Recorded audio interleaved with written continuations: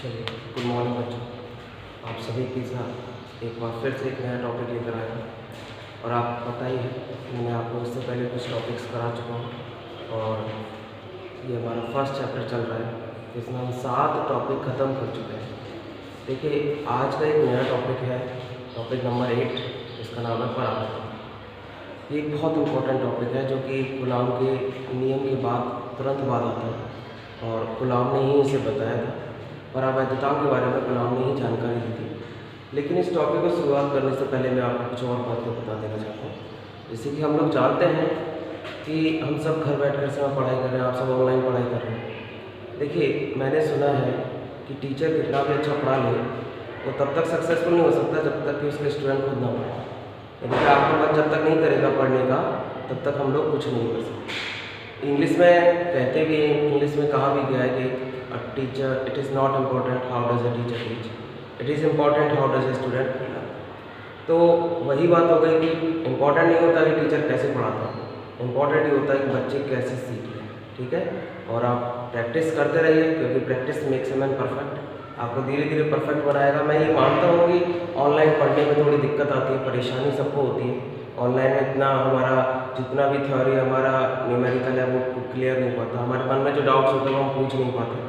Online में क्या होता है, हमें जितना कंटेंट मिलता है हम उससे सेटिस्फाई होना पड़ता है। ये सबकी आपकी प्रॉब्लम है, मेरी प्रॉब्लम है।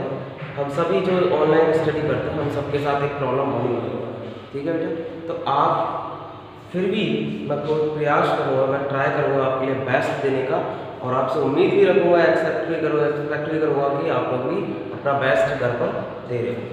ठीक है, आप लोग मन से पढ़िए, कोई भी आपको पढ़ाए कैसे भी पढ़ाए आप लोग उसे सीखिए और भी यूट्यूब से उनकी वीडियोस देखिए। अगर आपको समझ में आए, मैं भी आपके सामने लगा हुआ, आपके साथ मेहनत कर रहा हूँ और आपको कोई दिक्कत होगी तो मैं आपके साथ खड़ा हूँ। चलिए, मैं बात करता हूँ अपने नेक्स्ट टॉपिक के बारे में, जिसका नाम है परावैधता। ठीक है, परावैधताओं को समझने से पहले आप पहले तो ये समझिए कि उसे किसने दिया। मैंने आपको कुछ पॉइंट्स में इस परावैधताओं को समझाने वाला। परावैधताओं के बारे में गुलाम ने ही बताया था। ठीक है, लेकिन उसे ये बताने की जरूरत क्या पड़ी कि उसे क्या जरूरत थी कि उस गुलाम के नियम के बाद परावैधताओं को रखना पड़ा, तो परावैधताओं को देना पड़ा। ठीक है, गुलाम ने प्रेक्षण किए बहुत सारे।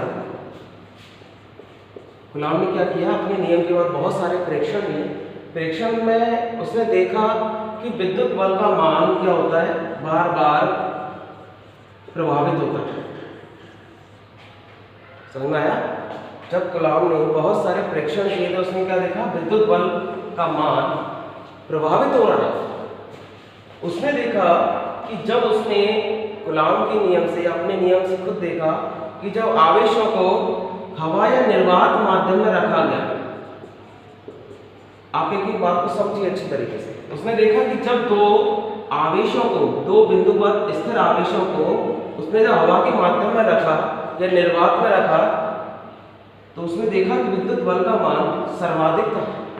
लेकिन जैसे उस हवा के बीच में उसने किसी अर्धचालक को लगा दिया या किसी सुचालक को लगा दिया, कुचालक को माध्यम लगा दिया, कोई भी माध्यम, वो अन्य दूसरा माध्यम जब वो इन दोनों के बीच में लेकर आया तो उसने देखा कि विद्युत बल का मान प्रभावित हो रहा है। लेकिन प्रभावित हो रहा है, लेकिन क्या वो बढ़ रहा है, क्या वो उदासीन बना हुआ है या फिर वो घट रहा है। उसने नोटिस किया, उसने प्रेक्षण पाया कि जैसे जैसे आवेशों के बल के बीच में कोई ना कोई तीसरा माध्यम लेकर आते हैं तो लगने वाले विद्युत बल का मान धीरे धीरे कम होने लगता है। उसने बढ़ते हुए नहीं देखा, उसने सर्वाधिक देखा था हवा या निर्वात में आता है। आपको मैं टेबल में भी दिखा सकता हूँ कि 20 डिग्री सेल्सियस पर अलग अलग प्रेक्षण उसे मिले। उसने देखा कि सबसे पहले निर्वात में जब परावैधताओं का मान 1 होता है, अर्थात सबसे कम होता है, तो इसमें विद्युत बल का मान सर्वाधिक होता है, हाईएस्ट होता है।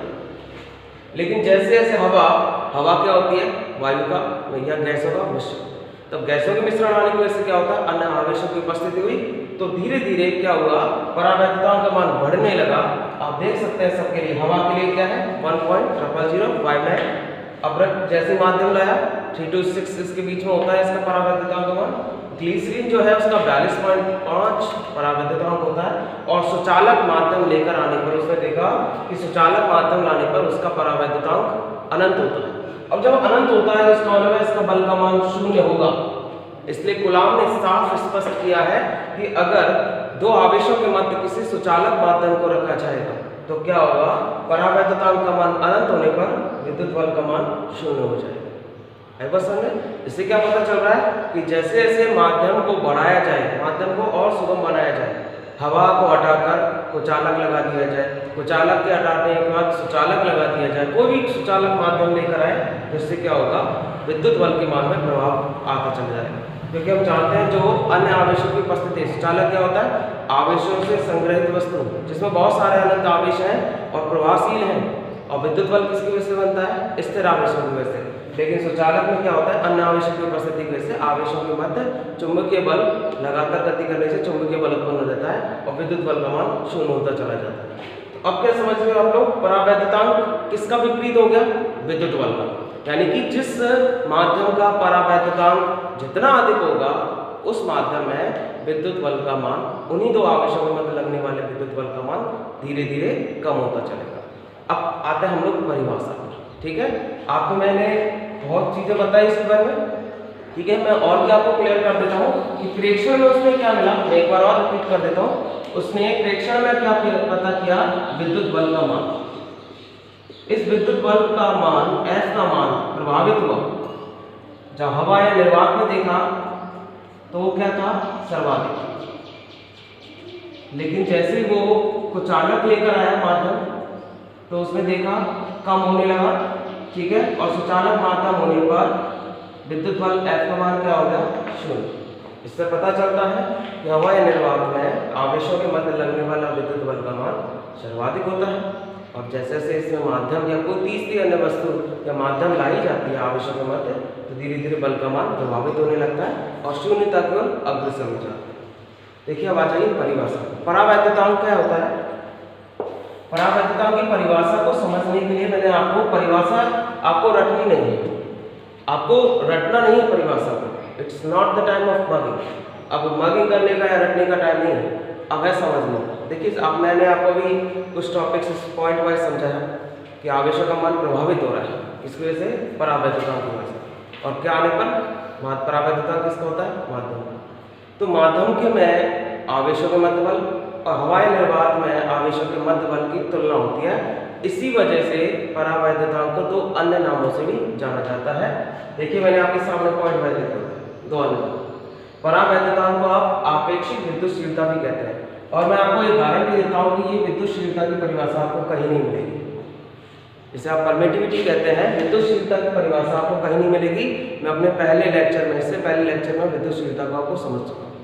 ठीक है, आपको बता दिया है मैंने विद्युतशीलता क्या होती है, क्षमता, कैपेसिटी।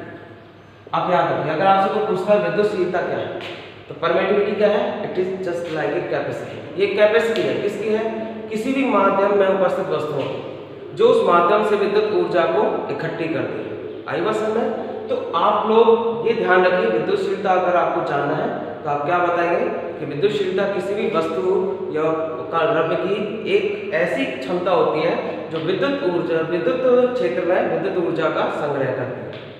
अब मैंने आपको बता रहा था कि परावैद्युतांक को किस नाम से जानता है, आपेक्षिक विद्युतशीलता। इसमें नाम क्यों पड़ा, देखिए आपेक्षिक का मतलब एक तरीके से रिलेटिव, रिलेटिव माने कंपैरिजन। यहाँ पे क्या होता है, विद्युत बल का मान कंपेयर किया जाता है, तुलना की जाती है किन किन के मध्य, माध्यम के मध्य और हवा निर्वात के मध्य। हवाई निर्वात भी माध्यम है, लेकिन इसका जो सार्वभौमिक माध्यम होता है वो हवा निर्वात दिया जाता है। लेकिन जब दूसरे माध्यम दिया जाता है तो उनकी तुलना हवाई निर्वात से की जाती है, इसलिए इसका नाम आपेक्षिक विद्युतशीलता भी है। दूसरी बात, इसे विशिष्ट परावैद्युता भी कहते हैं, जिसे इंग्लिश में कहते हैं स्पेसिफिक इंडक्टिव कैपेसिटी। आई बात समझ में? इसका जो साइन होता है परावैद्युता का या विशिष्ट परावैद्युता का साइन होता है एप्सिलॉन आर। ठीक है, आप लोग ये बात समझिए। इसमें जो रिलेटिव परमिटिविटी है इसे एप्सिलॉन आर कहते हैं। आर क्या है, रिलेटिव। रिलेटिव का मतलब है आपेक्षिक विद्युतशीलता। ठीक है, आप लोग इस बात को समझिए। अब मैं आता हूँ उसके परिभाषा के ऊपर। देखिए आपके सामने ब्लैक बोर्ड के ऊपर लिखी हुई है परिभाषा क्या है, किसी माध्यम में उपस्थित दो नियत मान वाले आवेशों के मध्य बल का मान निर्वात या हवा की तुलना में जितने गुना कम प्राप्त होता है। यहाँ पे आप इस वर्ड को मैं हाईलाइट करो, देखिए आप सबके जितना गुना कम प्राप्त होता है उसने अधिक नहीं कहा। इसका मतलब ये पता चल रहा है कि जो बल का मान है वो डेफिनेटली कम होते जा रहा है, कम होगा। It will be decreased day by day. क्या होगा? धीरे धीरे कम होता जाएगा दिन में। अब कम शब्द लेकर आया उसने, तो इसका मतलब है विद्युत बल का मान माध्यम की उपस्थिति में प्रभावित होता है और शून्यता की ओर अग्रसर होता है। तो जितने गुना कम प्राप्त होता है उसे माध्यम का ही परावर्तकांक कहते हैं। अर्थात एक ऐसी राशि, एक ऐसी भौतिक राशि जो किसी माध्यम के उपस्थित होने पर विद्युत बल के मान में कमी करती है, उस भौतिक राशि को ही परावर्तकांक कहते हैं। तो अपने परिभाषा को पढ़ा, समझा, लेकिन रटना नहीं। आप इस परिभाषा को समझकर बार बार बनाइए। आपको समझ में ना आए आप देखिए, बार बार इसे सुनिए वीडियो को। आप अपनी परिभाषा को एक बार नोट्स में भी देखिए, लेकिन इसे थोड़ा सा समझकर लिखिए। अब मैं आता हूँ इसके सूत्र के ऊपर कि इसके सूत्र को कैसे बनाया जाता है, इसका एक मान निकलता है, मात्रक कैसे बनता है, या एक मात्रक राशि कैसे होती है इसकी। तो देखिए क्या कहते हैं, स्पेसिफिक इंडक्टिव कैपेसिटी, जैसे आप हिंदी में कहते हो विशिष्ट परावर्तिता, उसका फॉर्मूला क्या होता है? हवा या निर्वात में हवा में आवेशों के मध्य बल, आवेशों के मध्य बल बटे माध्यम में आवेशों के मध्य बल।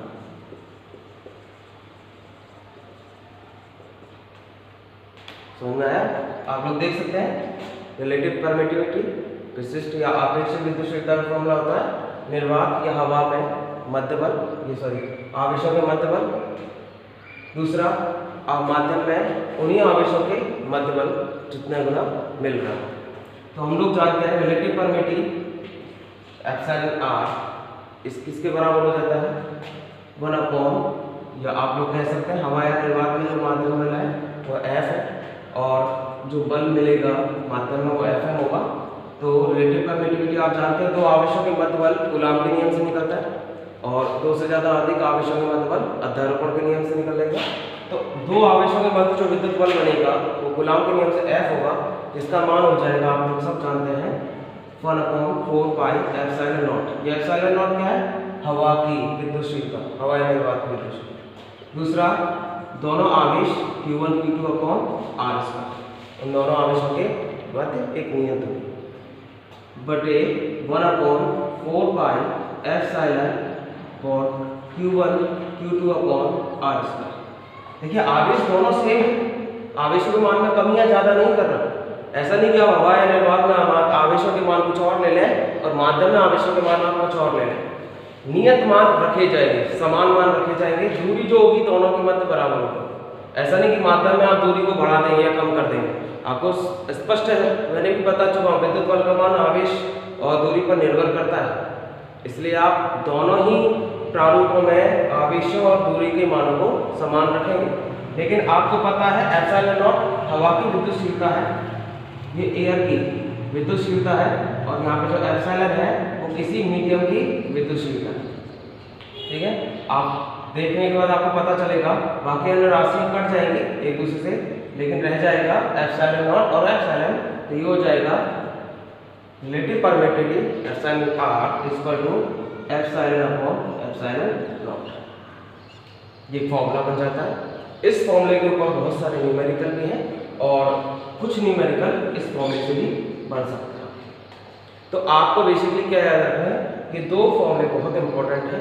वो क्वेश्चन न्यूमेरिकल आपको इससे भी दे सकता है, ठीक है, वो माध्यम की परमिटिविटी अर्थात विद्युतशीलता को भी दे सकता है, या वो माध्यम के बलों को देकर आपसे आपेक्षिक विद्युतशीलता पूछ सकता है, या वो किसी बल का मान पूछ सकता है, कम या ज़्यादा होने वाले बल का मान, लेकिन वो आपको अपेक्षित विद्युतशीलता दे देगा। तो ये दो विशेष फॉर्मूले हैं जिनको आप याद रखना है, अच्छी तरह करना है।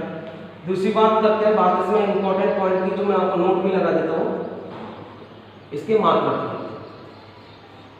ठीक है, इस भौतिक राशि का मात्रक क्या होगा? इसके मात्रक हीन होती है। ठीक है, ये मात्रक हीन होती है क्योंकि दोनों ही क्या होती हैं? बराबर विद्युतशीलता के मान है, इसलिए दोनों आपस में कटने के बाद ये एक मात्रक हीन राशि बन जाती है। आपको एक विशेष बात बता दूं, 11वीं क्लास में आप लोगों ने पढ़ा होगा कि माध्यम की परमिटिविटी अर्थात विद्युतशीलता और हवाई निर्वात की परमिटिविटी बनाती है के कांस्टेंट, ठीक है, नियतांक। तो आप लोग क्या कर सकते हैं, एप्सिलॉन आर की जगह भी इन दोनों के जो मान है के बराबर हो जाएंगे, जो कूलॉम के नियम से एक नियतांक होता है। तो आप इस चीज का भी, इस टर्म का भी यूज करेंगे आगे। आगे बस समझना ये कैसे हुआ, ये आगे आने वाले टॉपिक्स में समझाया जाएगा आपको। तो आप लोग आप देख सकते हैं मैंने अपना पूरा टॉपिक क्लियर किया है, एक एक पॉइंट्स आपको समझा है। आप अच्छी तरह पढ़िए। मैं आपको पहले भी कह चुका हूँ कि कौन आपको पढ़ाता है इम्पोर्टेंट नहीं होता, आप कैसे पढ़ रहे हैं वो बहुत इंपॉर्टेंट है। देखिए टीचर तो हम लोग सब यहीं रह जाते हैं, निकलना आपको आगे, ठीक है। आप जिससे भी पढ़िए, मैं ये नहीं कहता आप मुझसे पढ़िए, कितने सारे यूट्यूबर्स हमारे सामने होता है, हमें जिसका अच्छा समझ में आता है हमें उसे पढ़ना चाहिए। और मैं ये मानता हूँ कि किसी को भी अंडरएस्टिमेट नहीं करना चाहिए, इग्नोर नहीं करना चाहिए, क्योंकि हर किसी का अपना एक स्टाइल होता है पढ़ाने का, ठीक है, अपना एक पैटर्न होता है। आप सीखिए, अगर कोई चीज़ आपको दिक्कत है आप बार बार पूछिए, आपसे कनेक्ट है हम लोग, आप पूछ सकते हैं, अपनी बातों को रख सकते हैं, अपनी बातों को शेयर कर सकते हैं, कोई प्रॉब्लम भी हम लोगों से आप पूछ सकते हैं, लेकिन आप उस चीज़ को अच्छी तरह पढ़िए। इस कंसेप्ट पर एक न्यूमेरिकल या दो न्यूमेरिकल जो बनता है मैं आपको अपनी इसी आगे की वीडियो में जारी रखूँगा। Thank you. चलिए बेटा, आप सभी को मैंने अभी टॉपिक करा चुका हूँ परावैधता। इसी टॉपिक के ऊपर मैं एक न्यूमेरिकल आपको रखना चाहता हूँ, जैसे कि मुझे कहा गया है, और ये हर टीचर की जिम्मेदारी भी होती है कि हर टॉपिक के बाद एक न्यूमेरिकल या दो न्यूमेरिकल करा देना चाहिए। इससे क्या होता है, बच्चों की प्रैक्टिस होती चलती है। कुछ टीचर क्या करते हैं, एक साथ न्यूमेरिकल कराता है, लास्ट में जाके वो ठीक तो है लेकिन कहते हैं बेस्ट नहीं होता, क्योंकि उस समय तक क्या होता है कुछ कंसेप्ट हम भूल जाते हैं, तो हमें उस न्यूमेरिकल को अटेम्प्ट करने में दिक्कत आती है, पकड़ने में दिक्कत आती है। अगर आप टॉपिक टू टॉपिक न्यूमेरिकल आप करते चलें तो आपको उसका तरीका बेटर रहता है और आपको याद भी। मैंने अभी आपको डाइलेक्ट्रिक कराया तथा परावैद्युतांक कराया। परावैद्युतांक के तुरंत बाद में एक न्यूमेरिकल आपको देना चाहता हूँ, मैं आपको करा भी रहा हूँ और इसके बाद एक न्यूमेरिकल आपको दूंगा भी करने के लिए, जिससे आपको प्रैक्टिस के लिए मिल पाए। पहले मैं आपको न्यूमेरिकल पढ़ के सुना देता हूँ कि न्यूमेरिकल में है क्या, पूछ क्या रहा है। देखिए, निर्वात या हवा में रखे दो बिंदुवत आवेशों के मध्य जो बल लगने वाला बल है वो कूलॉम बल कितना है, 18 न्यूटन का। अब समझ में आया। अगर पहले से ही उन बलों के दो आवेशों के मध्य बल का मान दे रखा है तो वो क्या कह रहा है, अब यदि उसने शर्त लगा दी, यदि 1 mm मोटाई की एक कांच की छड़, इसका मतलब क्या है, वो किसी न किसी वस्तु को माध्यम बनाकर लेकर आया है और उसने आवेशों के मध्य उस वस्तु को रख दिया। आई बात समझ, उसने कांच को एक माध्यम बना लिया, कांच को उन दोनों आवेशों के मध्य रख चुका है, जिसका परावैद्युतांक 6 दे रखा है। देखिए, वैसे तो इनके परावैद्युतांक निश्चित होते हैं, एक क्रम में होते हैं, लेकिन जब भी न्यूमेरिकल आता है तो परावैद्युतांक आपको देता है, ये हिंट में आपको जरूर देगा, ठीक है। आपको परावैद्युतांक रखने की या उनके मानों को याद करने की जरूरत नहीं है। आप 2-4 को छोड़ के, बहुत से तो बहुत सारे सबका परावैद्युतांक दे रखा होता है हमारे नोटबुक्स के अंदर, लेकिन आप 2-4 के परावैद्युतांक याद रख सकते हैं। मोस्टली मैंने 99% देखा है कि न्यूमेरिकल में वो परावैद्युतांक मान देता है। तो इस बार भी उसने कांच का जो परावैद्युतांक मान दे रखा है वो 6 दे रखा है। तो अब वो कह रहा है कि विद्युत बल के मान में क्या प्रभाव पड़ेगा या विद्युत बल का मान क्या हो जाएगा, कब, जब माध्यम उपस्थित हो चुका है। पहले केस में हमने क्या देखा, यहाँ पर बनते हैं हमारे 2 केस बनते हैं। देखिए, आप लोगों के सामने मैं आपको 2 केसेस की बात करता हूँ, केस फर्स्ट और केस सेकंड। 2 आवेश जिनके मध्य 18 न्यूटन का बल लगा हुआ है, लेकिन उस समय जो माध्यम है वो हवा या निर्वात का ले रखा है, ठीक है, केस फर्स्ट में। तो केस फर्स्ट में क्या, उसने माध्यम को हवा निर्वात मान रखा। केस सेकंड में क्या, उसने माध्यम को कांच का छड़ मान लिया। कांच की छड़ एक माध्यम के रूप में काम कर रहे हैं। तो इसका मतलब विद्युत बल का मान F का मान जो पहले 18 न्यूटन था, अब विद्युत बल मीडियम में जो होगा उसका मान वो आपसे पूछ सकते हैं। आई बात समझ, यहाँ पे माध्यम बदलने के बाद विद्युत बल का मान भी बदलेगा। और यही क्या होता है, परावैद्युतांक की परिभाषा में आपने पढ़ा था कि जैसे जैसे माध्यम को लाया जाए, कुचालक माध्यम आ जाए और सुचालक आ जाए लास्ट में, तो विद्युत बल का मान कितना हो जाता है आपको बता चुका हूँ। जैसे जैसे आप माध्यम को बढ़ाओगे विद्युत बल का मान गिरने लग जाता है, डाउनवर्ड होता है, तो नीचे बढ़ेगा।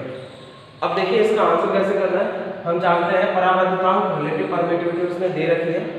यहाँ पे उसने समेशन R का जो मान दे रखा है वो दे रखा 6, F का मान बिफोर केस या केस फर्स्ट में उसमें दे रखा है एफ का मान, वो दे रखा है आपके 18 न्यूटन का, और वो आपसे पूछ रहा है एफ एम का मान।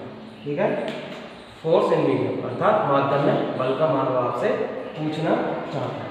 बस कुछ नहीं, आप तीनों वैल्यू को आप यहाँ पर रख दीजिए और आपको आंसर मिल जाएगा। समेशन आर का जो मान है वो है 6। ठीक है, एफ का मान आपके सामने दे रखा है उसमें 18 न्यूटन का, और एफ एम वो आपसे पूछ रहे हैं। तो आप यहाँ पे क्रॉस मल्टीप्लाई बज गुणा करके क्या करेंगे, आप अपने एफ एम के मान को निकाल सकते हैं। आप बज गुणा करके देख लीजिए, तो एफ एम इंटू 6/18, तो एफ एम आ जाएगा आपके लिए 3 न्यूटन। देखिए मैंने आपको इस बात को भी यहाँ पे शार्टअप हो रहा है, ये फैक्ट बन रहा है कि जब हवाई निर्वात में 18 न्यूटन का था और परावैद्युता लाने पर अर्थात किसी माध्यम को लाने पर बल का मान जरूर डाउनवर्ड होगा, नीचे गिरेगा। आप देखिए बल का मान जो पहले हवाई निर्वात में 18 न्यूटन था, 6 परावैद्युताओं आने के बाद उतने ही स्पीड में बल का मान गिर चुका है, यानी कि विद्युत बल के मान में कमी आई है, और वो कम होकर कितना हो गया है 3 न्यूटन। इसका मतलब क्या है, किसी माध्यम को लाने पर आवेशों के बल विद्युत बल का मान कम होता है, ना कि बढ़ता है। ये सार्वभौमिक सत्य है, आप इसे उल्टा नहीं बोलेंगे कि विद्युत बल का मान प्रभावित होता है। प्रभावित तो होता है, लेकिन किस रूप में होता है, निम्न रूप में होता है, अधिक रूप में होता है। तो उसका मतलब है निम्न रूप में या नीचे की तरफ गिरता है, उसका मान धीरे धीरे कम होता चला। ठीक है, एक न्यूमेरिकल था जो मैं आपको करा चुका हूँ, इसके ऊपर एक न्यूमेरिकल मैं अभी आपको देने वाला हूँ। ठीक है, आप उसका वेट कीजिए और आपको मैं बता दूंगा। ठीक है, न्यूमेरिकल कैसे करना है आप प्रैक्टिस कीजिए बेटा। अभी मैंने आपको एक न्यूमेरिकल इसके ऊपर करा चुका हूँ, और एक न्यूमेरिकल मैं आपको इसके ऊपर करने के लिए दे रहा हूँ, और उम्मीद करता हूँ कि इसे अच्छी तरीके से करेंगे। ठीक है, मैं आपको बोल के सुना देता हूँ, जिससे आपको अगर कहीं दिखने में भी गड़बड़ी आ रही हो वीडियो में, तो आप मेरी ऑडियो को सुनकर उसे पूरा कर सकते हैं। तो निर्वाह के हवा में रखे दो बिंदुवत आवेशों के मध्य 49 न्यूटन, ठीक है, 49 न्यूटन का बल लगा हुआ है। यदि 1.5 mm की मोटाई का रबड़ का टुकड़ा रखा है जिसका परावैद्युतांक उसमें दिया हुआ है 7, तो वो पूछ रहा है अब जो विद्युत बल का मान होगा वो क्या हो जाएगा। इस तरीके से आप निकाल कर मुझे बताइए, और आगे वाली वीडियो में हम आपको पता करेंगे, कि आप बताएंगे किस तरीके से इसका मान निकलेगा, इसका आंसर क्या होगा। आप लोग घर पर प्रैक्टिस कीजिए, निकाल के देखिए। ठीक है बेटा, आप लोगों को मैंने कूलाम का नियम करा दिया है, और कूलाम के ऊपर मैंने एक न्यूमेरिकल आपको कराया था और एक न्यूमेरिकल आपको करने के लिए दिया था। और जो न्यूमेरिकल दिया था मैं उम्मीद करता हूँ आपने घर पे कर लिया होगा। अगर आपको उसका आंसर निकालने में दिक्कत आ रही है तो हमें आपको कमेंट करके बता सकते हैं, उसका आंसर आपको निकाल के दिखा सकते हैं। लेकिन आज मैंने एक न्यूमेरिकल दिया है आपको परावैद्युतांक के ऊपर, और एक न्यूमेरिकल मैं आपको और बढ़ा रहा हूँ प्रैक्टिस करने के लिए, जिससे आप घर बैठे हुए हो, ठीक है ना, आप प्रैक्टिस कर सकते हो। एक न्यूमेरिकल और दे रहा हूँ, तो ये न्यूमेरिकल है हाइड्रोजन परमाणु है, इलेक्ट्रॉन तथा प्रोटॉन के बीच 5.3 × 10⁻11 मीटर की, ठीक है, दूरी है, तो उनके मध्य लगने वाले विद्युत आकर्षण बल का मान ज्ञात करें। देखिए विद्युत बल नहीं लगेगा, उसे आकर्षण शब्द समझ के आप कंफ्यूज नहीं होना।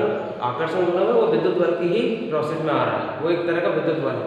विद्युत बल आकर्षण या प्रतिकर्षण किसी भी प्रकृति का हो सकता है, इसलिए आप इस बात से घबराइए मत कि विद्युत आकर्षण बल, सर ने विद्युत बल क्यों नहीं बोला, विद्युत आकर्षण बल क्यों बोला।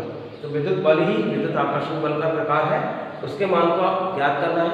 मैंने आपको एक हिंट दे रहा हूँ जिससे आप आसानी से इसको सॉल्यूशन कर पाए, और आप कंफ्यूजन ना हो कि इलेक्ट्रॉन और प्रोटॉन का जो आवेश का मान होता है वो एक समान होता है, दोनों पर आवेश 1.6 × 10⁻−19 कूलम, क्योंकि आप जानते हैं प्रोटॉन और इलेक्ट्रॉन दोनों ही आवेशित कण होते हैं। बस अंतर ही होता है कि एक धनावेशित होता है और एक ऋणावेशित होता है, लेकिन आवेश का मान दोनों पर एक समान होता है। ठीक है, आप इसके आंसर को निकालिए और अगली वीडियो में हमें जरूर शेयर कीजिए अपने आंसर। ठीक है, थैंक यू।